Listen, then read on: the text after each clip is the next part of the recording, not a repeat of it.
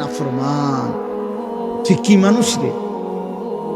আমার সবসময় মনে হয় মানে মুসলিম পরিচয় দিয়া যে এক ওয়াক্ত নামাজ পড়ে না, এটা কি মানুষের বাচ্চা রে। এটা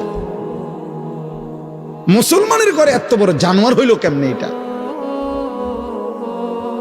এত বড় জানোয়ার মুসলমানের ঘরে হইল কেমনে? আশ্চর্য কথা, এটা আশ্চর্য।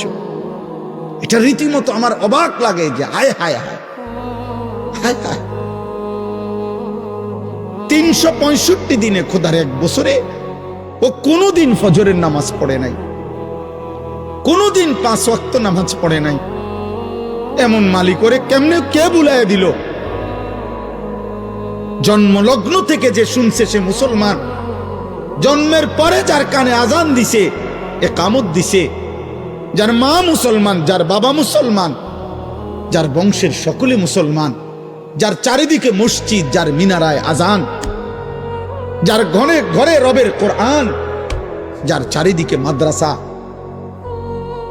এত বেশি দ্বীনি পরিবেশের ভিতর থেকেও যেদিকে তাকায় কোনো না কোনো মসজিদ, প্রতিনিয়ত আজান ভেসে আসে। তার মা জানে মুসলমান, তার বাবা জানে মুসলমান, সে নিজের হাতে কতবার লিখছে তার ধর্মের নাম ইসলাম। এত কিছুর পরে ও একটা সেজদাও দিবে না? বলেন না কেন? ওইটা কি বিষয়টা?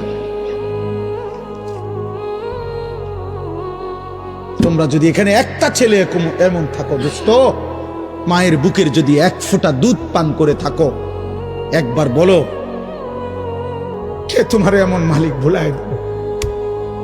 এমন রব কেমনে ভুলে গেলা? এমন মালিক কেমনে ভুলে গেল?